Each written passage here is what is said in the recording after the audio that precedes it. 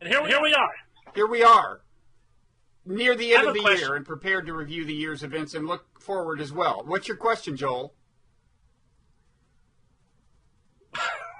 I have a question. What would that be? Do you have a prepared thing that you're doing? No. We had a brief email exchange that led you to, without much encouragement from me, I must say, send me your life's collected works. I only sent about 37 When I clicked articles. on them and printed them out, I had to go order a new printer cartridge after doing that. Hey, at least I didn't send you my book. I didn't send you this. Okay, I didn't send you that. We did Do you see that? Didn't we do a dialogue on that damn book? We've done that. Yes, we did that. We've said it all. Actually, the problem is, I think some of this big picture stuff. Yeah. You know, the future of the country, futurism in general. Mm-hmm. Yeah, I have just crap everywhere here. It's crowding. Not everywhere. Right behind you, I see two books that aren't crap, Joel. Can you see that? Yeah. The Evolution Of God. God. A veritable classic. Yep. And how do you top that? I mean, I know I ask this every time, but how do you? I mean, you can do the Evolution of Bob, right? No, we're going straight to Buddhism now. And then, of course, I'm going to write a book about Buddhism, is what I'm saying. Nonzero. That's by me. That's by me. It's like a shrine here. You see the shrine? The Bob Shrine. And by the way, these are all books that have been written by friends of mine. But some of them have free scientists and their gods. That puts you on the map. Is that your aliens book I saw back there? Oh, yeah. Show us that one. I got a good eye, don't I? I recognize that by the spine. Yeah, Excellent book. Excellent book. There were no aliens in it. Well, actually, you know what? What? I was looking to see if you blurbed it. You didn't. I would have. Huh. So where were we? Let's talk. Big picture. We were introducing you. You're Joel Achenbach, the person generally credited. People are busy. They don't need to hear our banter. They don't need us to go down the whole little those people, of Joel, your career, my career, your book, my book. They don't care. Joel, they want information. You think about it. So much of today's technology. Can I just go on a mini rant? I was just going to say, first of all, though, we've lost those people. Those people are gone. What we're left with is people who are in assisted living. Okay? Yeah, no it's options. Me, They're not you, capable and my cat. of reaching for the remote control, okay?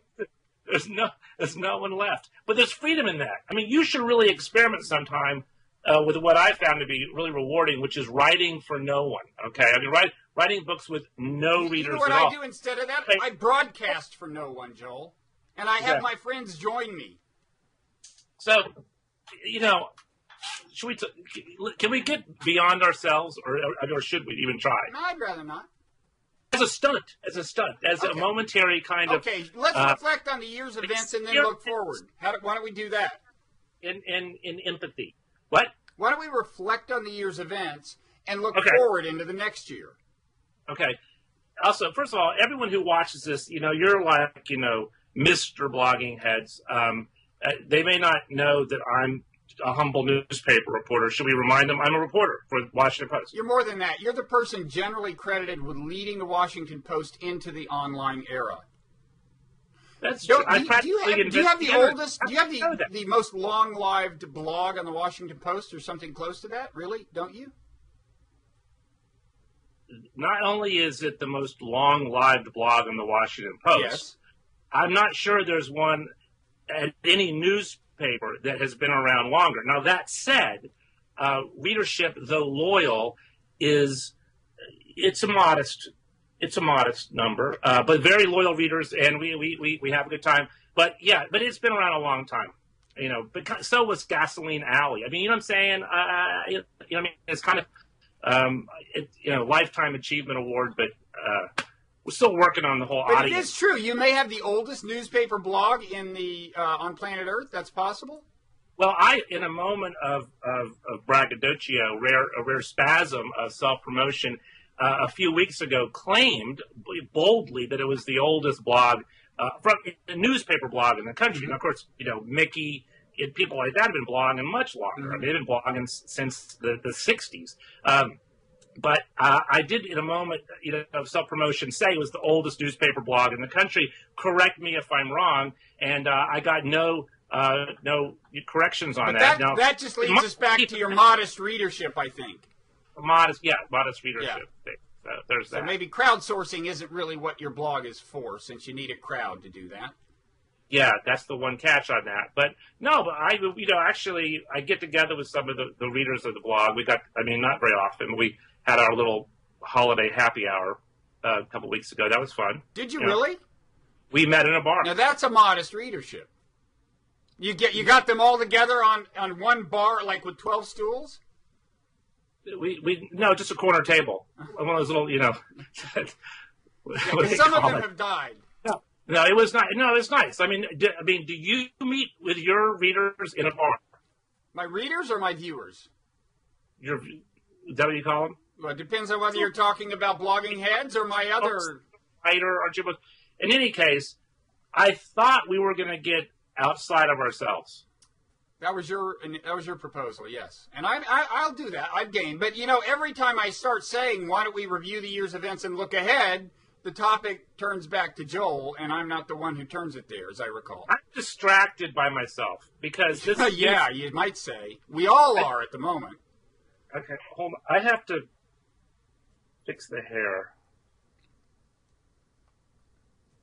Okay, I fixed the hair a little bit. Okay. This is going to 2013, the year of product. I'm going to go full product. Hair product.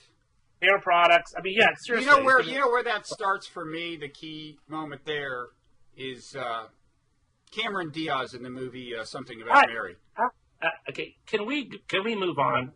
Okay. To something substantive. Something more than hair product?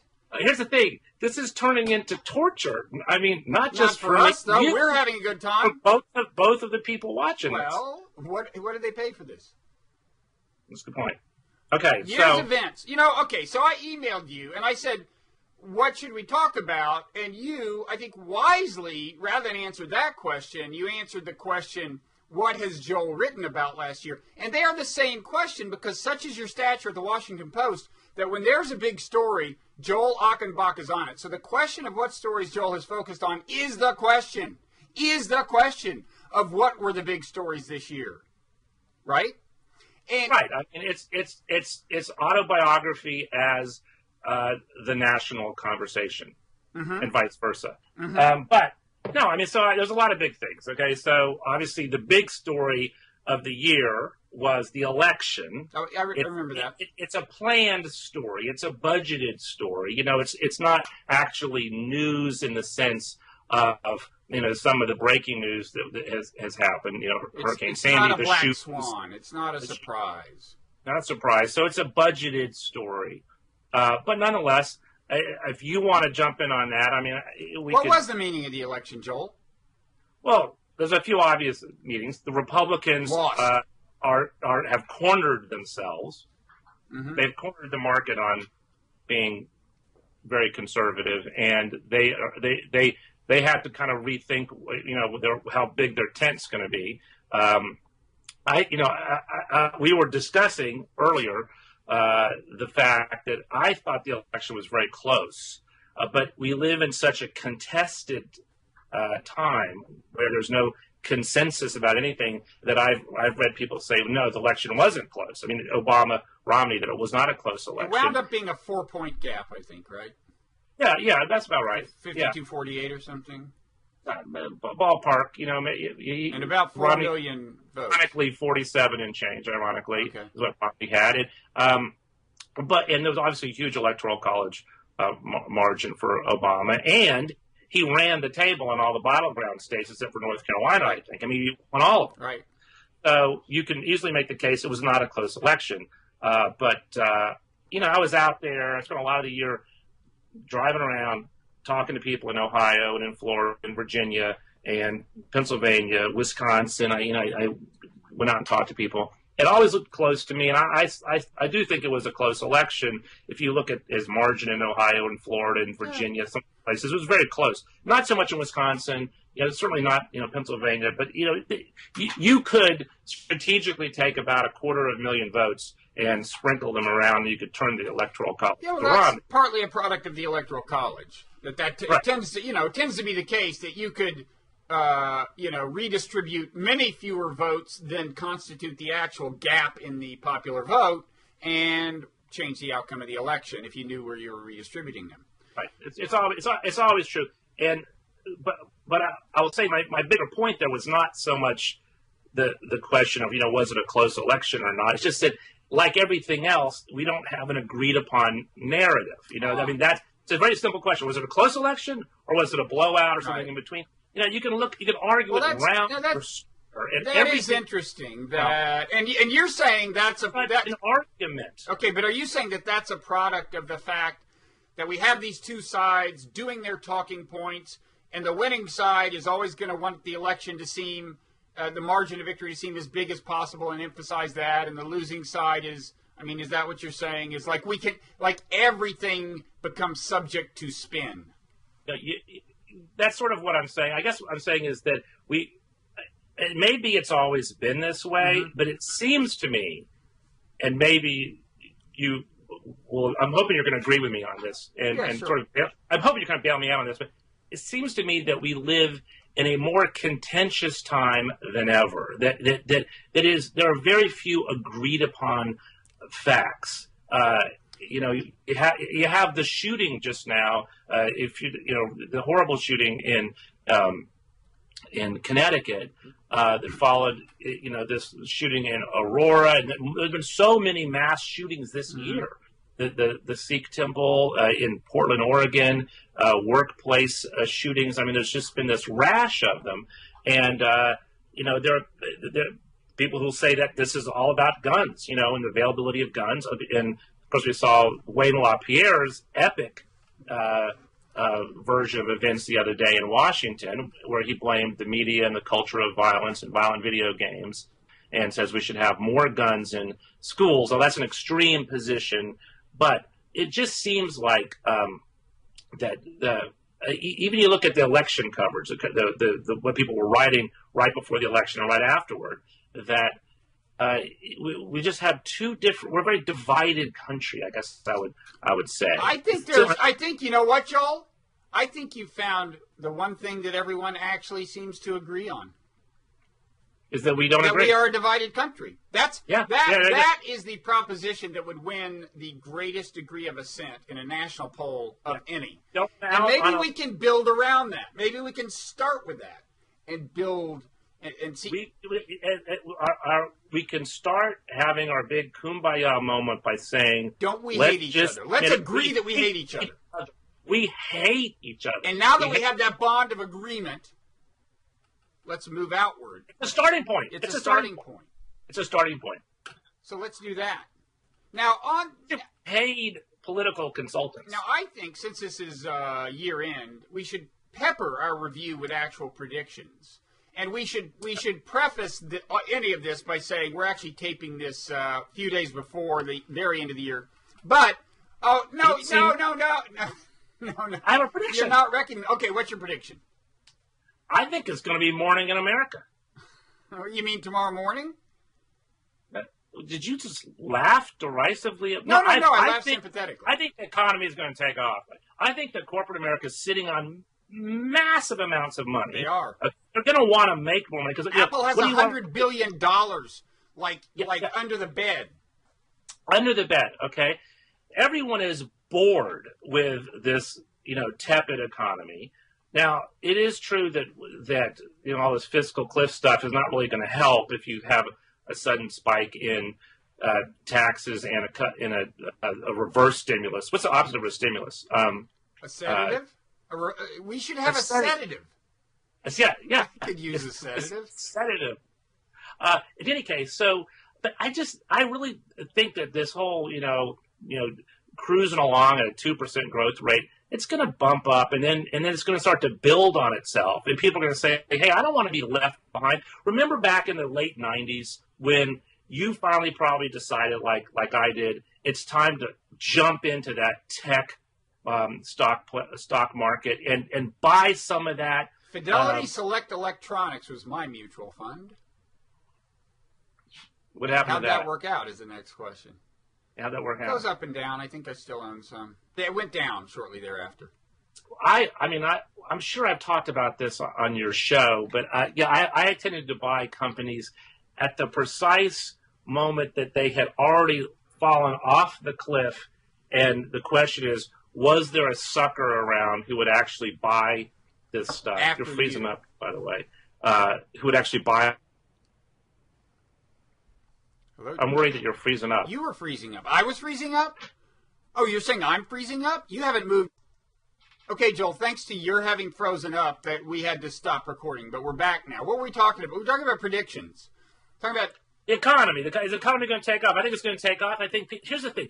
We were talking about your brilliant stock investments back in the late 90s because you did not want to be left behind, okay, as everyone else was making money and buying boats and expanding their house, new kitchen, the granite countertop. I wanted that, right? It's called greed, right? So I just feel like we've been also shell shocked for years. At some point, the irrational exuberance is going to come back. And of course, there'll be a bubble down the road. The point is our nature. We're going to, it's going to take off. Okay, now would you like a sober and reliable assessment of the very same subject? Sure. Okay. There is underlying strength in the economy, and I think the biggest question is, does the European Union fall completely apart? There's also the fiscal cliff, which leads us back to the fact that we're taping this a few days before the very end of the year in the very unlikely event that we avert the fiscal cliff. Then between now and then we have done so. But I'll make a prediction that will probably become untrue, that will fail. In other words, even before this airs, or whatever the term is that you use, is posted, whatever, which I just don't think they're going to have a deal, because it seems to me the fiscal cliff is a solution to a couple of problems, which is that the Republicans just, they feel, even though Grover told them it's not a violation of the pledge to let, some tax cuts sunset. I mean, there's simply no logical reason why it'd be a violation of Grover's pledge for them to cut taxes on a group of Americans. There's nothing about the pledge that says you have to cut taxes for everyone. I mean, the law of the land passed by Republicans said these tax cuts will be for 10 years, and then it was extended for 2 more years. So they agreed to this. Right. The reason they did that, in part, was so they could say it was a $1.6 trillion tax cut and not an infinitely large tax cut to the end of time. Ironically, of course, Obama wants to extend till the end of time and make permanent most of the Bush tax cuts. And so as our Zach Goldfarb, I think, wrote in today's paper, which is, just recently. So the point is that this is the law of the land, and it's, it's right. The tax rates are set to go up, barring intervention, and if you intervene to selectively keep some of them from going up, that doesn't constitute a legislation that in and of itself is raising taxes, you might say. What strikes me about this also is that so much of it is viewed in terms of, will Obama cave on some of these entitlements, concessions, and so on. I just do not hear people fighting to keep the discretionary budget intact. I hear a lot of people, maybe because the groups have the money, like the AARP, and people like that, who don't want cuts to the entitlement programs, don't want to change in the formula for the cost of living increases and all that kind of thing. But I do feel as though what I say in my blog is who speaks for like the ducks. Okay, let me explain that. Right. So yeah, I wish you would elaborate on that. It's almost too embarrassing to go into, but the point is that you have the National Park Service, the Fish and Wildlife Service, that's the ducks. Okay, all these different organizations that do things, the government that does things. Education programs, Head Start, food inspectors, all that part of the government. All that's going to. In other words, it's not just handing money to people like you and me. Right. Yeah. And where's the advocacy to preserve that non-military discretionary budget under Obama's own proposal? Obama's proposal, non-military discretionary budget shrinks dramatically as a percentage of GDP over the next 10 years. So what gets cut? What things take the?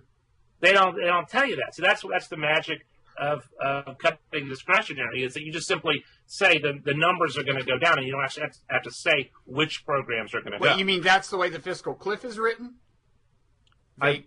No, the fiscal cliff is sequestration across the board, I believe. Yeah, you know more about this than I do, but here's one thing you may not know. This is a test I'm giving you, and I don't know I discovered only days ago while reflecting on this that I don't even know the answer to this, and that's a sad admission. I think a person of your journalistic caliber will know. But if you ask the question, okay, the legislation says we have to go over the fiscal cliff if we fail to blank, if Congress fails to blank, what's the blank? What does Congress have to do exactly to keep us from going over the fiscal cliff? I do not know the answer to that. I believe, however, yes. There's a target number they have to cut the deficit by. They have to cut the long-term debt or long-term deficit by a certain number, and I can't remember. I assumed that was it, but I realized that I don't know, and I was suffused with shame and embarrassment. Well, it was like the Budget Control Act of 2011 or something like that, and essentially that act created the fiscal cliff. Mm-hmm. The presumption they'd have a deal before then. Mm-hmm. Interesting thing about it is that although the military got whacked under the plan, and so did discretionary spending, it drew a big circle around entitlements and virtually does not touch entitlement programs at all, which just gives you a sense of how powerful that part of the budget has become in terms of its constituency. And with an election coming up, no one was going to even touch third that. Rail, man. Third rail. Okay.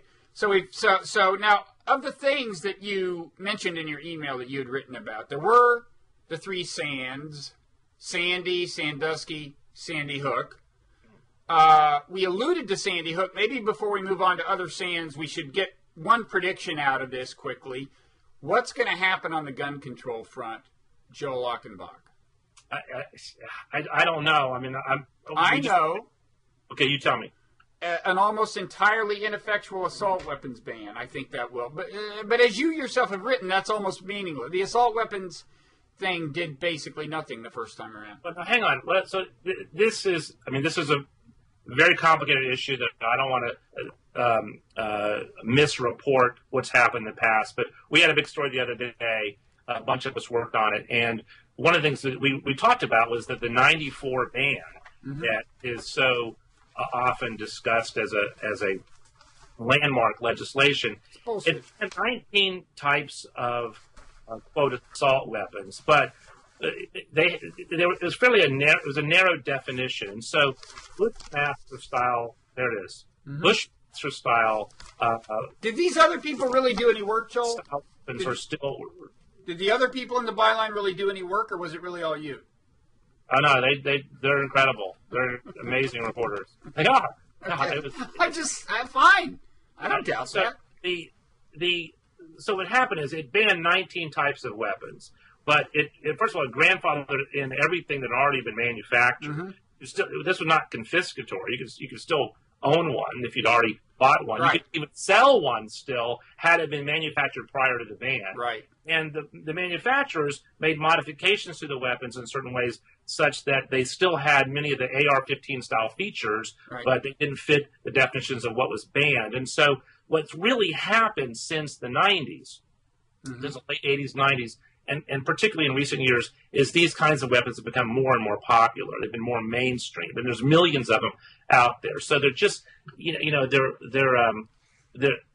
they're not exotic weapons anymore. I mean, the country probably has about 300 million firearms, and a very large number of weapons, and we still have extremely high levels of gun homicide, though it's been coming down. And one of the paradoxes of what happened in Newtown is, as horrifying as that is, we're having this rash of mass shootings, these massacres, often with these pseudo-commandos, people like James Holmes in Aurora, and now Adam Lanza in Newtown, where it looks like people are trying to kill as many people as possible in a theatrical fashion.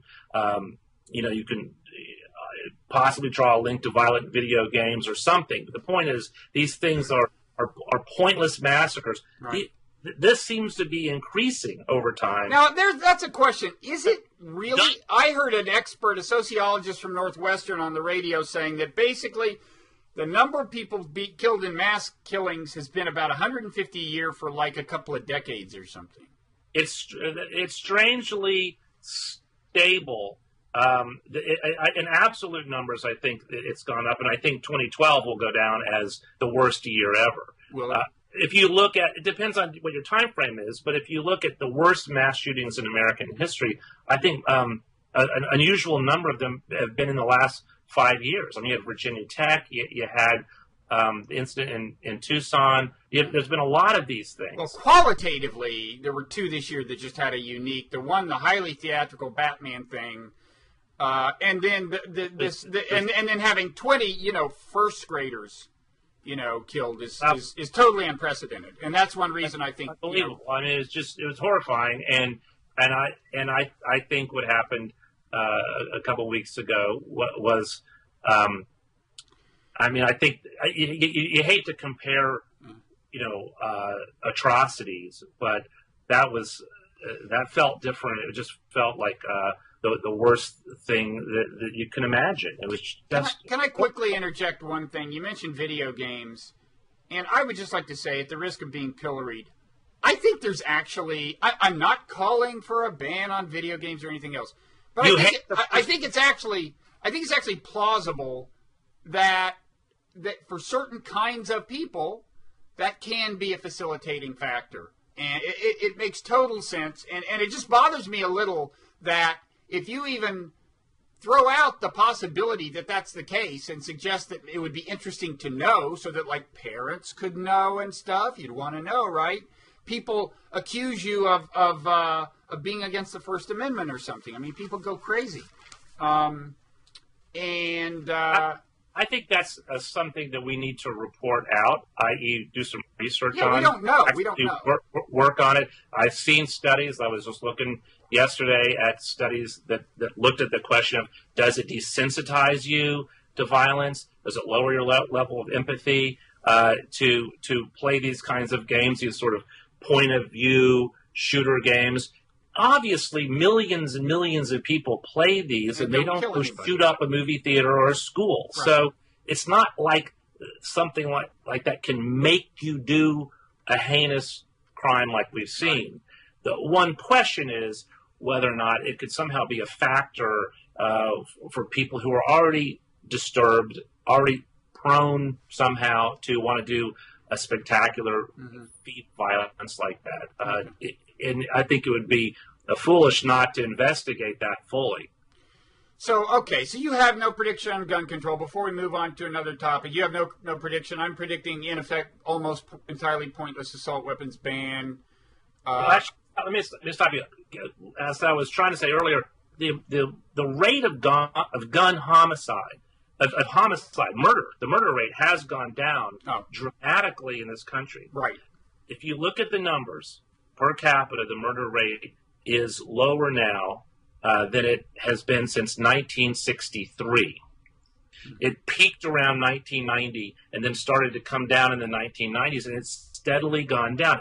Right now, I think it's about half the murder rate 20 years ago. So something is happening in society, either through background checks, maybe the Brady bill, those kind of background checks have helped. Incarceration rates, different policing practices, economic factors. I mean, something's happening. Now, I have a fourth possibility that I think is the big thing, which is just technology. Everyone's carrying a cell phone, so committing a crime in general in public is a much more problematic thing to do it and get away with it, because you're going to have 911 dialed within 3 seconds of doing almost anything, and it may be that the victim. You think cell phones? I think also the amount of public space that is monitored by, I think public crimes are way, way harder to get away with. And I think by no means are all criminals like crazy or stupid. They factor that, they realize, well, I guess I can't get away with this. I guess I can't get away with a mugging. Well, if you can't get away with a mugging, you're not going to wind up shooting somebody. I think that's an interesting theory, Bob. Thank you. Hey, it makes total sense. No, it doesn't. No, it's ludicrous because, first of all, most homicides or murders are done with acquaintances, people who know each other. There's not a camera or someone with a cell phone standing around. I mean, it happens. Okay, so here would be a prediction of mine that if I'm right, then one thing you would expect is that the percentage of total homicides that are family related, okay, or maybe even friend related, would be a higher percentage of homicides overall. So it'd be interesting to know if that's the case. But I would say it isn't just that. It's like even when you think about killing a friend, and admit it, you've thought about it, right? You've thought about killing a friend. Only when we've had problems with the blogging head software. The technology. I know. So if you imagine trying to get away with a planned murder, I submit that it's harder than ever. Easy Pass knows where you're driving. The cell phones deflect the bullets? No. Like, you're just being monitored. Easy Pass knows where you're driving. It's harder to claim you were somewhere you weren't. It's harder to get away with crime. We're leaving digital footprints everywhere.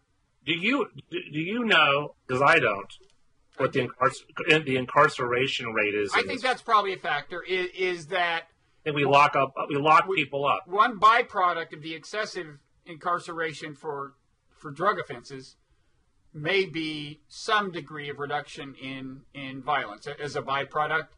That doesn't necessarily justify what I think is in some cases excessive incarceration, but that could be a factor. I'm not. Do I look monocausal to you? Deflecting the bullets with their cell phones, or the earbuds, whatever. Yeah. I mean, that thing you're wearing, that's really going to help you. You laugh, buddy. You laugh. Where were we? I will be vindicated. Okay, so much. Actually, just to tie this in a bow on the gun legislation. Yeah. I think that there will be some legislation that may have some help around the margins on this. I mean, how do you legislate against a mass shooting? You can't. As far as the assault weapons go, I mean, there's millions of them out there. I don't know that they're going to ban assault weapons. I mean, that's a tough... I don't think they'll ban the possession. That's why I think it'll be ineffectual. Look, if you want to know what something that would make at least a dent, ban the sale and possession of any magazine, pistol or rifle with more than 10 bullets. And what you would do is say, okay, we ban the sale this January, and then after next January, the possession is illegal. In the meanwhile, you can turn your magazines in, and we'll give you your illegal magazines in, and we'll give you compliant magazines for free, blah, blah, blah. That would make probably it would be harder. I mean, this guy fired off, I think, 90 rounds and reloaded twice. Well, if you got to reload 8 times instead of twice, in some situations that will make a difference. He apparently fired hundreds of bullets. He had a whole bunch of magazines. I mean, that's possible that could go through some kind of legislation like that. I doubt though that they'll do anything that's confiscatory. No, it doesn't have to be literally. You don't have to say we will go home by home looking for the stuff. You would just define the continued possession as illegal. But I doubt they will even do that. So they won't do shit. They won't do shit. I don't think right now that there are 60 votes in the Senate to get close debate on any strong gun bill at the moment. Well, we'll see. I mean, that's one of the big stories we'll be following. Okay, so 13. Sandy Hook. Quickly, want to say something about Sandy? I mean, it seems to me there's like 2 or 3 options, okay, about Sandy. You can say wrath of God. This was the wrath of God for sins to be specified later. You can say shit happens, and that's all you can say. Stuff like this happens every once in a while. Or you can say global warming, as Bloomberg said. This is a sign we got to get serious about global warming. Are there any other options on interpreting Sandy? Wrath of God, shit happens, global warming. Well, they're not. I mean, they're not totally mutually exclusive, are they? Well, wrath of God is shit happening, I guess. I mean, clearly, as you know, the attribution problem on weather events is always going to be tricky. But that got people's attention. build the case that under any scenario you're going to have sea level rise. So that's demonstrably happening, and that alone, it's already happened. So now that said, you could also say the places that got flooded or that got battered the worst were barrier islands and places right along the harbor that were low-lying land. I mean, at some point, stepping back for the big picture on this is what you and I get paid the big money to think about. Yeah. Beyond the obvious issue of carbon and changing the atmosphere and all the carbon emissions, and we're digging up all this, ancient, sunlight and putting it back into the in the atmosphere, is that we as a species, there's 7 billion of us now. I mean, since the last time you and I talked, we probably added about 300 million people. I've had several children myself since we last spoke. Exactly. I mean, and so there is this tremendous efflorescence of one species that's highly technological, that's energy hungry, that is going to put pressure on the world in terms of water, in terms of energy, in terms of food. All these things are connected. And my question to you is, do you have the full confidence in your leaders to meet the challenges ahead? Do you? Bob? No, they're hopeless. They're scum. I mean, no. You could make a case for despair. I'd be happy to make a case for despair. Weirdly optimistic about the planet, and I'm optimistic about the species. I actually think we're problem solvers. I'm less optimistic about me personally, but that's because I'm a newspaper reporter. But for the whole species, yeah, I think that we'll meet the challenges, but I don't think the challenges are going to go away just by ignoring them and hoping it will all work out somehow.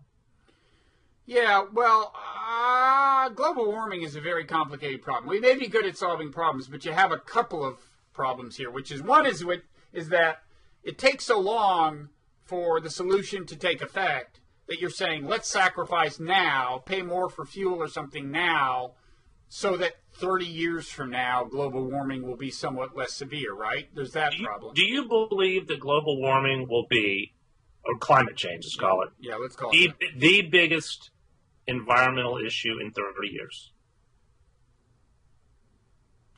Actually, probably, yeah, partly because we will probably not have made much of a dent in it, and shit will be happening. You always use this kind of coarse language when you do these chats? That's what Blogging Heads is for. You Okay. can't say shit happens on MSNBC. Okay, that's 3 that I've counted now from you. That was 4. I think it's 4.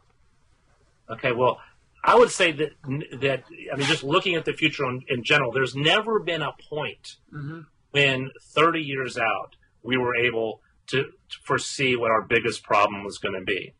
That time and again, futurism, to use, I don't know if that's the right word, it's a weak science. We almost never get it right. The one thing that in some ways has proved to be true was that the population of the planet was going to get enormous. And so 30 years ago, 40 years ago, you would have correctly predicted a lot of population growth. However, the population rates, the fertility rates have gone down dramatically in much of the world, and there's entire countries that they don't have enough replacement people coming along, and they're aging dramatically, and they don't know what they're going to do. So you look at Russia, Japan, China; they all have these demographic issues. And because, we did a story about this a while back, that no one anticipated that if you brought the fertility rate down to replacement level, it would keep dropping below that. It was not in any of the models. Right. But with climate change, I mean, if indeed what you're doing now takes decades to show up, and we know we're not really addressing the problem seriously now, it seems to me it kind of follows that there's going to be some bad stuff happening. Now let me just clarify. As you suggested, there's kind of 2 issues on storm damage and climate change. One is Does the climate change increase the number of severe storms? And even if the answer is yes, you'd never be able to point to any one storm and say that was caused, as you said, the attribution problem. But the other thing is that we know that the sea level is rising, and that, by definition, increases... By definition, yeah. The toll of... inevitably increases the toll taken by storms. So let me just jump in on that. I'll just tell you what I think, and maybe the 3 or 4 people who are watching this, if they're still out there, can tell me if I'm wrong about this.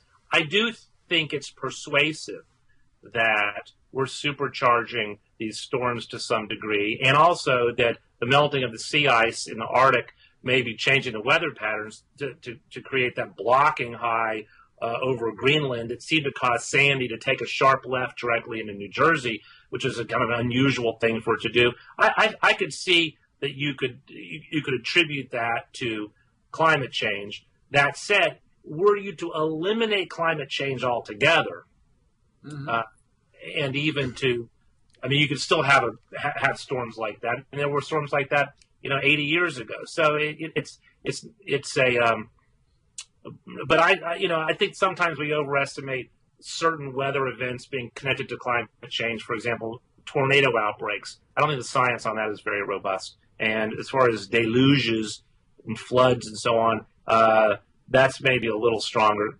scientific link. But I think that, in the case of Sandy, yeah, it could have been a little stronger because of climate change. But keep in mind, most of the effects are in the future. I mean, they're down the road, decades from it. It's going to get worse. So if you say this is what climate change looks like, you're actually underestimating the problem. If the theory is right, and most people who know think it is, most people who study the subject say it is, you're right. Yes, I agree. So we're screwed. And it's a mystery where your optimism comes from. I think I would say that at some point we have to figure out how to make smart decisions as a planet. I'm in favor of that. If you do like a full-page ad in the New York Times, you can put my signature under that. Smart solutions. As a planet brings up the noosphere. Oh, let's talk noosphere. Should we skip over Sandusky to talk noosphere? We were doing. We can do that. I would. I mean, the only reason to talk about the Sandusky trial was that I was there. Yeah. But I don't really. You don't have much to say. I don't really want to talk about it. Let's do noosphere, and then if we sad, tragic, and horrifying, and arguably says something about the possibility that college sports can acquire too much power in certain places at certain times. I would stipulate to that. Yes. Okay. So noosphere. A little background. This was just blogged by Andrew Revkin. Just did a blog post on this in the New York Times. Noosphere, Noosphere, is a term coined by Pierre Teilhard de Chardin, mystical Catholic priest, about whom I wrote at length in my little-remembered 1988 book, Three Scientists and Their Gods, which I don't think I see on your shelf. I got it here somewhere. Wait a second. It's got to be here. Somewhere in where I... Joel, you don't have to find it right now. Especially if finding it means taking books that previously were getting good play on your bookshelf. Oh, yeah. I'm just saying. It's in there somewhere. Okay, I can't. I remember that E.O. Wilson was one of the three scientists. He was.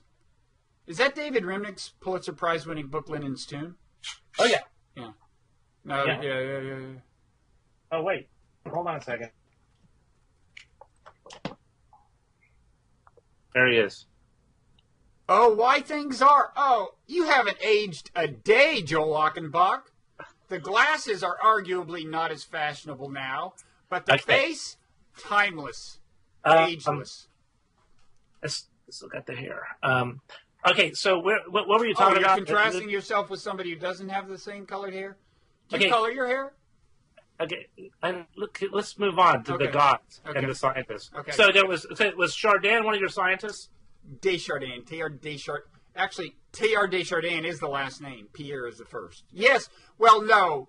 A profile, a lot of stuff about him was embedded in a profile of of Kenneth Boulding, a no longer living Quaker. Actually, in the original book proposal, I did say let's do the third one on Teilhard de Chardin, and the editor pointed out that unlike the other two, he was dead and long gone, so maybe I should work him into the book in another way. Anyway, Noosphere, like global brain, he called it the thinking envelope of the Earth. This guy was writing back in like the 30s, so it's pretty damn prescient to start talking about a global brain based on a few telephone lines and radio transmissions, you know?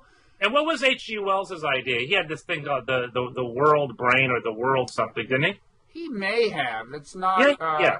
That sounds plausible. He was a big world government guy. He had this sort of proto-internet concept. The world brain of the... Gosh. Not bad. But anyway, so now that the internet's here and getting thicker and thicker and denser, everyone's talking about it. And by the way, you, on this question, can you predict anything?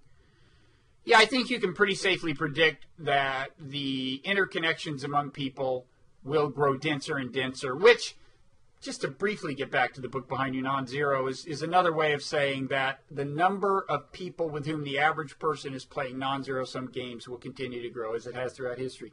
But I digress. So this noosphere thing, that creeps you out, that we are mere cells in a global brain? That bothers you? Well, why do you say it bothers me?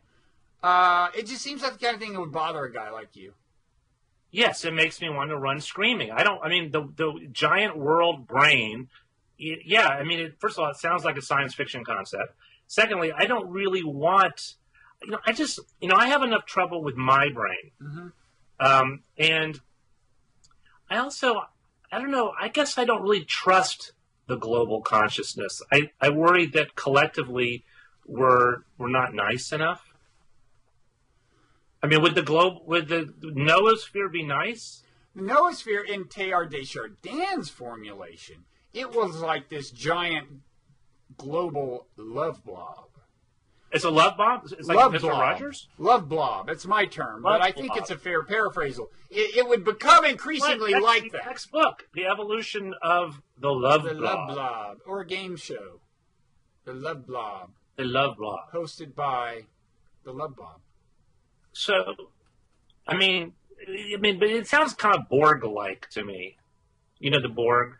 The Borg. Anyway, so is this actually happening? I mean, are we really entering some noosphere? It is becoming more and more like a global brain, and I think our lives are increasingly subordinate to that. Like Twitter is like the global brain's way of saying, I would operate more efficiently if you guys confined your little thoughts to smaller little portions so that they could be transmitted more rapidly, and these little social groups could work out the answers to these problems more rapidly, okay? That is you. You on Twitter is you bowing down in subordination to the global brain, Joel Achenbach. Why do I have a feeling that Pete Teilhard de Chardin was not imagining Twitter when he came up with I doubt his vision was that specific. His vision was fuzzy. Like I said, he was big on the love blob. He maintained that the global consciousness would become increasingly a manifestation of universal love. He was like a Christian theologian, you know.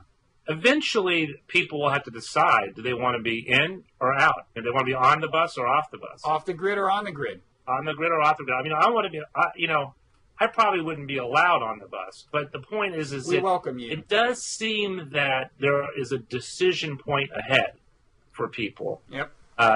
Due to the convergence of these technologies about do they want to be part of the noosphere? Do they want to live forever? If you could take a pill to live forever, would you take it? Bob, would you take it? Totally. Really? I mean, I would. I was just saying to my kids. Endless deadlines. Okay. Yeah. You've always got. I mean, there's never. You can't retire. I would invest wisely in the first 50 years of this experience, and then have infinity to live off the dividends. See, I think it's immoral for people to live forever because they take up space. They don't make room for the next generations. I colonize planets. You know, what is it that Jefferson said? One of the great mysterious words in history is the world belongs in usufruct to the living. That's a good phrase. What does the Latin part mean? I don't know. It's one of those words I don't. But wait, I got a solution to the overpopulation problem. You know, the other question I answer yes to, aside from if you could take a pill and live forever, would you do it? Is like if we could put your brain in a vat and make you imagine this stuff and think you're happy, would you do it? I'm like, yeah, I'll do Matrix, fine. Live forever Matrix. Now that goes a long way toward solving the shelf space problem. If you reduce the size of every human by 90%. One of the scariest people I've ever known. Dude, this is terrifying. No. The answer is the brain in the vat is not an option. Okay, that's not how we live. Look, people, they make big pots of food, they split firewood, they go on bike rides, they play ball, they play hoops, whatever. They don't sit in a vat as a brain. They think they are playing hoops. We have no way of knowing we're really playing hoops. There's no difference between the experience we have when we're playing hoops and the experience we would have with a sufficiently rich simulation of hoop playing if we were brains in a vat, and for all we know, we are that. Okay, I'm like, fine. I'm playing hoops, and I clang that foul shot off the side of the rim, and it bounces into the gutter. I refute your point thus. Gutter? Are we bowling? Or are we playing hoops? What? There's a gutter around the court? I play on the street. The point is, okay. Yeah. Look. It is true that all of our world is a chemical invention of the brain at some level. Yes. But you and I really are sitting here talking to each other. Speak for yourself. Speak for yourself. But no, you're scaring me because I think that the people who create the future need to include artists and theologians and sort of, how can I put it, craftsmen and people who can say, this is a good way to live, this not such a good way to live, okay? And you want to be in charge of that. Okay, you want to veto my lifestyle, don't you? Yeah, so okay, being connected with nature and with natural things and with real people face to face, good. Being a brain in a vat, bad. Okay, so because what about being a brain in a vat that thinks it's out in nature? Oh, already. Our friendship, such as it ever was, has been reduced to look at us. Right, we're not even. I don't know that you exist. You're like a thing on my screen. You look just like the Gangnam Style guy. We used to. In fact, come to think of it. Hold that pose. Hey, I see you are the Gangnam Style guy. You made me laugh. Okay, we used to ride bikes. What happened to us? Yeah, every day virtually. We have ridden bikes 2 or 3 times, right? More than that. But the point is with the master. With the master, and I borrowed your wife's bike. Yeah, it was great. And she, awesome. Yeah. So the point is that we have to create the world ahead, and the whole global warming is just one problem we got to solve. We also simultaneously have to figure out the communications conundrum. I mean, you've got youngins in the house, right? I mean, they're not so young anymore, but yeah, they're right downstairs. Yeah, so they've grown up in a whole different kind of world than we grew up. They laugh at me, yes. And they have to figure out how plugged in are they going to be. I mean, how many conversations are they going to maintain at once? But Joel, you look at Twitter and Facebook and the Tumblr and the Pinterest and all that stuff, and they stop messing with your hair. They have to figure out, how do we live? Because for a million years, human beings evolved without Twitter and Facebook or anything like that. For a million years, they didn't have a computer in their pocket. But were they happy? Were they happy? They weren't connected to the noosphere. They were. It was just more tenuous connection, a slower connection. Okay, and so humans, as you know from your vast scribblings, were not evolved for the world we've just now created. Mm-hmm. So the challenge is how are we going to shape this? We just can't let the tech companies drive the whole thing. We do need to do some shaping, but I will say, in terms of your earlier suggestion that people need to decide, are they on the grid or off the grid, reality makes it incredibly hard to stay off the grid. I mean, look, email has its annoyances, but I don't know if anybody has found a way to live without it. You can't. Young people don't use email. Oh, like who? Like your great-grandfather? No, young people don't use email anymore. Oh, well, that's because they're using the functional equivalent. They're texting, they're using Facebook, they're using Twitter. Fine, great. But they're doing the same. They're not off the grid. Okay, so, yes, the connectedness is unbelievable now. And we all, this is how we make a living, a lot of us.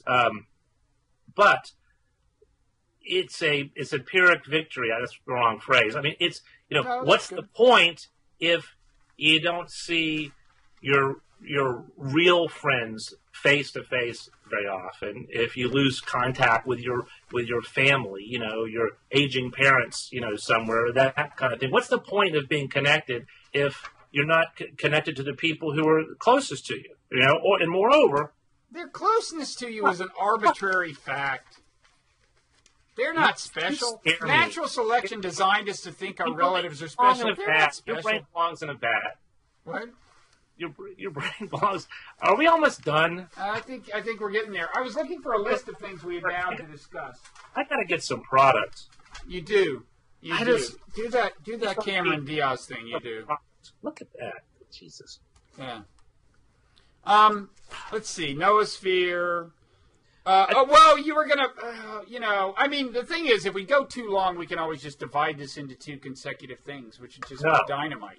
No. But here's the bigger point. If we can tie up a few threads here. Uh-huh.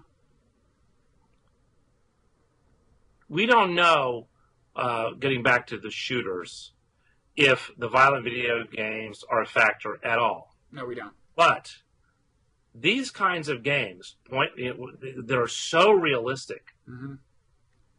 And where you have the point of view and you're shooting people, they've only been around a few years. I don't know that there's a whole lot of research on what they do to people who may already have lots of other issues. Mm-hmm.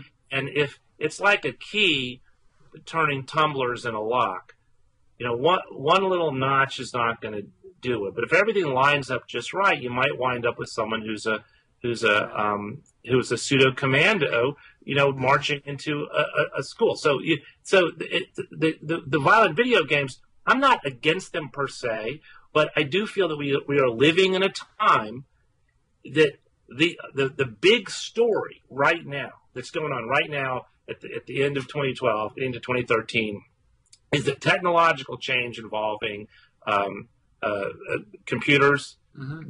genetics, nanotechnology, information technology. All this stuff is happening real fast, and it's being imposed upon 7 billion meat creatures that have been evolved over the course of the last million years. Right. And it may be a mismatch to some degree if we don't get it right. Right, and it's almost amazing more bad stuff doesn't happen when you think about how unnatural our environment is.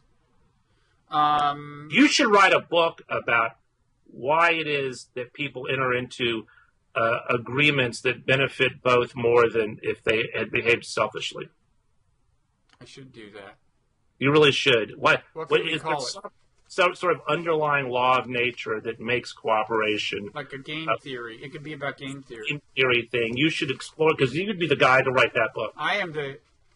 That's the reason I'm on this planet. I'm starting to think, Joel. You are exactly. That is though. Non-zero sumness is what's happening with the global brain. Like it or not. Don't come up with a better word than non-zero sumness. But no, you're right. I think you're right. I think you're onto something. I think you figured out something there. That's as long as we're talking technology, and this is the end of the year. Do you have any tech predictions? What's going to be big in tech, or you're just going to say once again, "Hey, you can't predict the future"? What's going to be big in tech? Is it yes me? In either a cosmic sense, it could range. This prediction could range from like Windows Phone is going to edge out BlackBerry to be the number 3 player in the smartphone market to augmented reality is going to be the huge thing. Augmented reality? You know what that is, right? You know what that is. It's a version of Brain and Vats, right? No. Well, yeah, it leads to that. But it's a marginal advantage. You know what augmented reality is? Right now it's like, okay, so you show your smartphone like the street scene. This is just one instance. And up on the screen, there's a store. Suddenly there's a label labeling the store. That's one version. But here's another version I just heard about. Some guy's making an app where, listen to this, Joel, you're going to love this. Like you show your smartphone a scene of people on the street, okay? And when you look at the screen, and bear in mind, by the way, that this could ultimately be on a contact lens, so it's really what you're seeing, okay? Right. On the screen, everyone in the view, everyone that you see has your face. This guy's doing this app. Everyone you see would look like Joel Achenbach. This is insane. I know. I didn't really appreciate the insanity until I did the thought experiment with you specifically, and now I'm seeing this is not leading to a good place. Yeah. I've been thinking Bob, but now I'm thinking Joel. It's bad. Not a lot of people who look like me. A lot of people look like me. The Gangnam Style guy. Yeah, I'm kind of a generic-looking person. Yeah. Yeah. So, anyway, well, look, I think... Yeah, go ahead, sorry. Unless you want to go on to some more of these scary predictions about... Will there be a war with Iran in 2013? Possibly. I say no. I doubt it. Reason will prevail. The only other big thing I saw that we were going to talk about is the Higgs boson. Oh, I just heard today that although I was disappointed that the Higgs is pretty much what they predicted, there's apparently some quirks involved that give them hope for some new physics. Oh, really? Yeah. So there's something surprising now, they think? That's what I read today. It could change tomorrow. Oh, that would be great.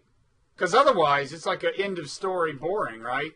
Well, not exactly. I mean, there are still some big questions, dark energy, dark matter. I mean, dark energy is not a trivial issue because the fate of the universe hinges on it. So there's that. Yeah. Well, that gives me hope.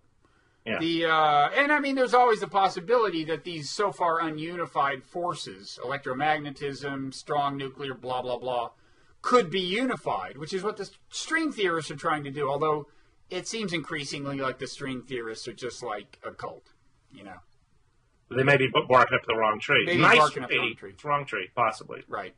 Could be. The right intuition. Unity's a good intuition. Do you think that there are other universes, and in fact, an infinite number of other universes, such that in one of those universes... We're not having this dialogue. No, we are having this dialogue, only... It's not not so bad, it's better? Well, the only difference is that in the other one, you're winning. As opposed to this one, where I've been running circles around you. Okay. Do we have to look at everything as competition? In vats. I mean, come on. That was historic. Oh, what? You're gonna preserve that video and use it against me when I run for office or something? Yeah. Okay. It's out there. I own it. I said it. I own it. I want to be a brain in a vat. But do you believe in these other universes and infinite number? I find that quantum physics. You're talking the many worlds interpretation of quantum physics. No, not the many worlds interpretation. This is where you have sort of baby universes always constantly shooting off from ours through the quantum fluctuations, and you essentially have a multiverse of each one's little bubble. And then do you have natural selection among the universes? Yeah, you have those with properties conducive to reproduction. Yeah. I like that. Yeah, that's an interesting idea. So, but theoretically, there'd be an infinite number of them, correct? Well, I don't know. I mean, there's not an infinite number of people, and they evolved by natural selection. Yeah, but that's because we're stuck on one little planet. And the idea of the multiverse is there's no edge to it. It just. Well, we don't really know, do we? Not yet, but maybe in 2013 we will. Maybe by the end of 2013. So we could come back and revisit that. Yeah. So we will. I don't believe there's an infinite number of other universes. In fact, if I'd say there's one thing I believe more than anything else, is that as much as space is fascinating, astronomy, other worlds, Mars, Venus, millions, billions, trillions of other planets out there, Earth is our one shot. Yeah, I think in the near term we got to make it work here. We agree on that. here, which actually loops back to what we were talking about earlier about the noosphere and also climate change and how do our leaders solve big challenges? Right. So this conversation is like a loop. Except it's more like a Mobius strip. Isn't that a cool watch? See that? Have we been talking that long?